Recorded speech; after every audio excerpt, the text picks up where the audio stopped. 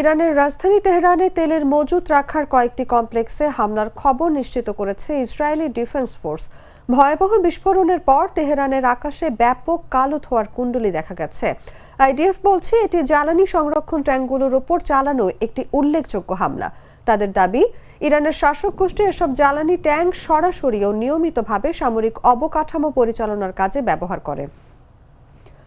অপরদিকে লেবাননের স্বাস্থ্য মন্ত্রণালয় জানিয়েছে, বৈরুতের একটি হোটেলে ইসরায়েলি হামলায় 4 জন নিহত এবং আরও অন্তত 10 জন আহত হয়েছে। বার্তা সংস্থা রয়টার্স জানিয়েছে, হোটেলে বিমান হামলায় এসব হতাহতের ঘটনা ঘটেছে। সেখানে দক্ষিণ লেবানন এবং বৈরুতের দক্ষিণ উপশহর থেকে যুদ্ধের কারণে বাস্তুচ্যুত হয়ে আসা লোকজন আশ্রয় নিয়েছিলেন। যদিও এরপর আবারও হামলা হতে পারে এমন আশঙ্কায় কিছু মানুষকে ভবনটি ছেড়ে বেরিয়ে যেতে দেখা গেছে।